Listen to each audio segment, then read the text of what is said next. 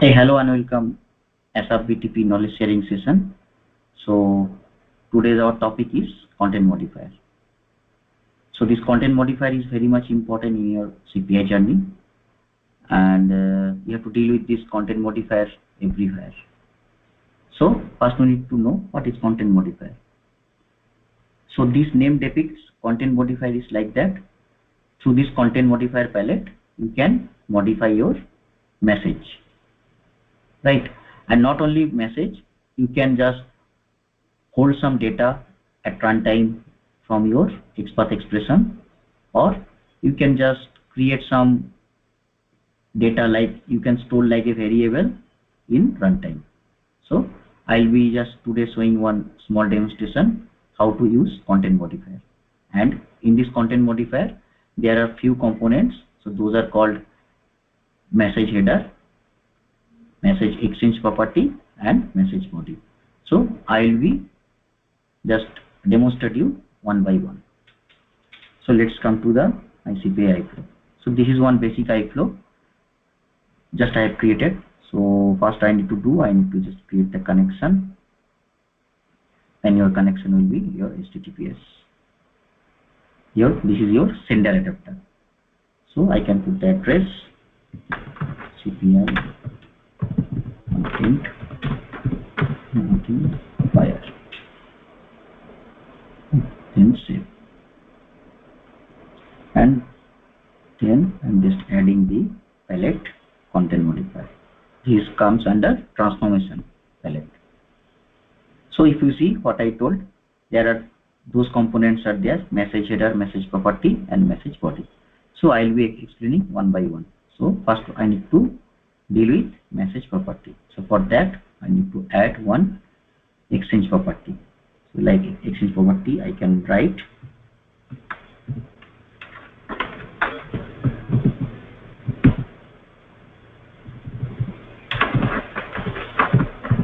std name, and your source path will be your XPath source type, and source value will be your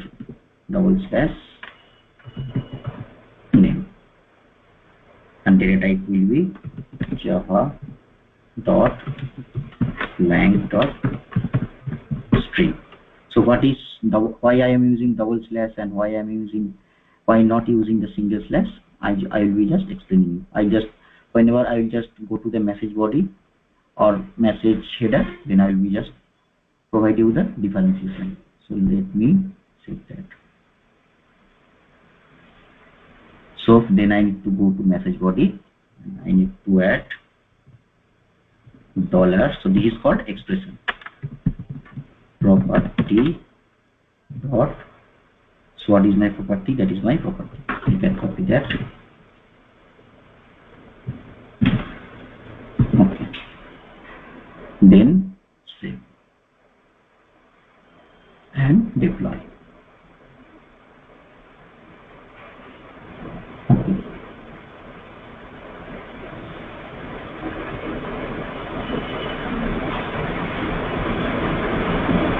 Then I go to Postman, and I can just send the message. So if you see, I am getting the name Ajay. So that means from your XML structure, this is one basic XML payload or message. So I need to get the name Ajay, right?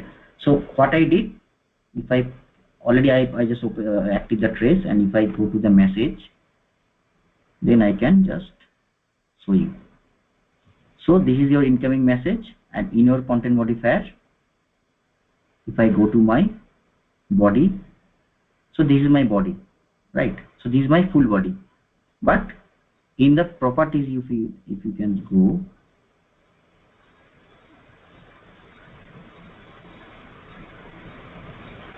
sorry, no. So this is my body log. We can see the differentiation whenever we'll use the header. Let's close that. So right now, what I did, I just put the exchange property as a std name, and this is my source type, and this is my source value. So whenever I will use that double slash, that is called your relative path. So for the message header, I'll be using absolute path. So let's add. So suppose I am just using the absolute path, so I can use HTTP class, right? So this is your element, and source type will be your XPath, and source value will be like I can use student slash student slash student and then slash suppose class. So both things we can do, and your data type will be java dot lang dot string, right? And in the message body I can just write this is my exchange property and this is my header. So for the header, what we have to do, same thing. So just remember, whenever you have to use the exchange property, you can write dollar third bracket property dot your element. So for the header, what we have to do, same thing. We have to use the dollar then third bracket header dot my header name.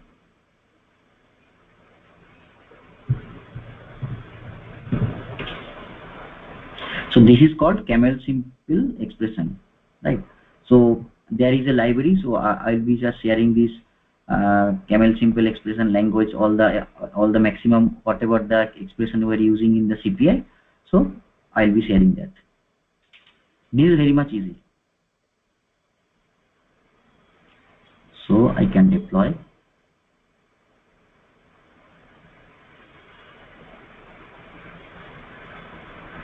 Then if I go to my Postman, if I can send, I can see this is my exchange property Ajay, and this is my header X, right?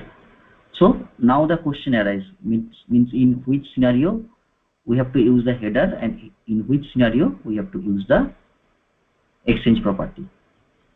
So just keep in mind, if you see my iFlow, so the scope of your message header always outside your integration process, means we can send the header from my external to, means from the sender, we can send the message header and we can do the some whatever the required things we can do, and we can send to the receiver as well.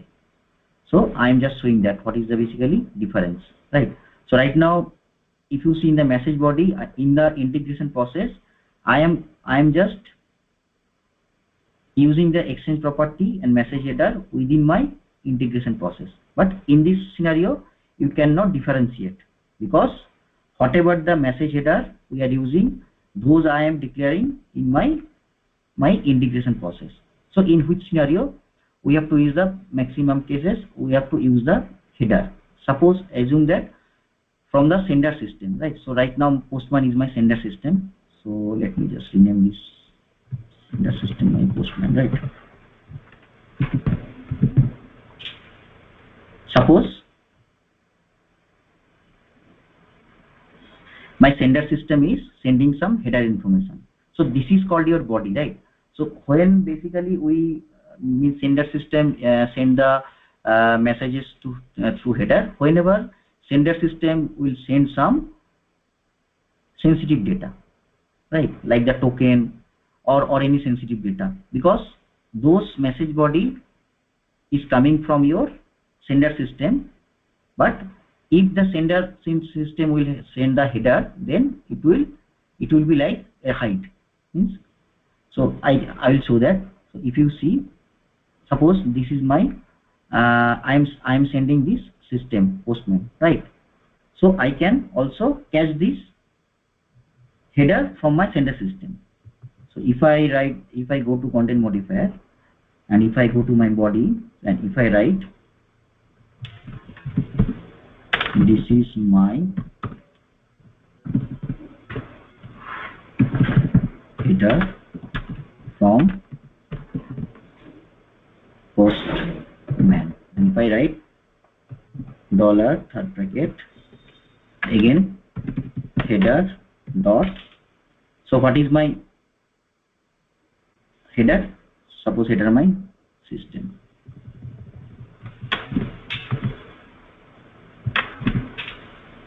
Right. So if I see, let me send another. So see, this is your postman, right? Assume that this is your sender system. So in the from the sender system, anybody can send any header data. Suppose I can send some sender system. Suppose some sending some token, right? So maybe the value will be like dollar. So this is my token. So I can capture this in my,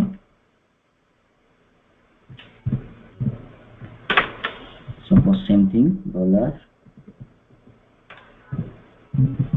header dot token.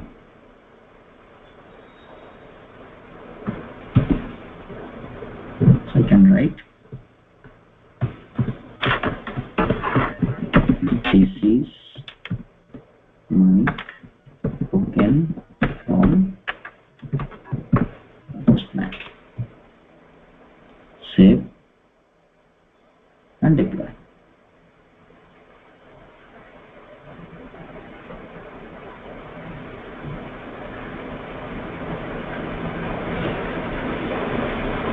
Okay, go to this body. If I send,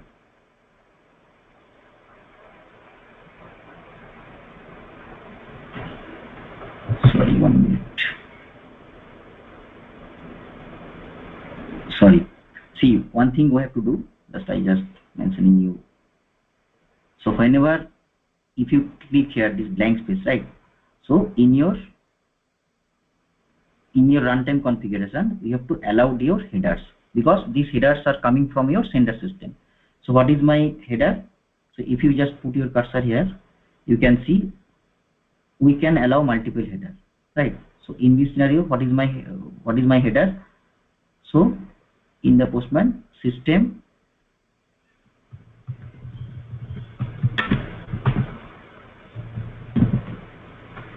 and then 5 token.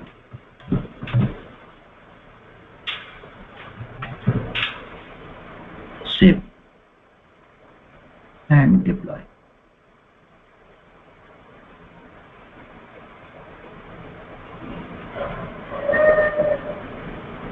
Yeah, deploy. If I execute again, see, this is my exchange property that is already I have declared in my integration process. This is my header also. I am using this header in my integration process, but these things I did not declare in my integration process. So this is coming from my sender system.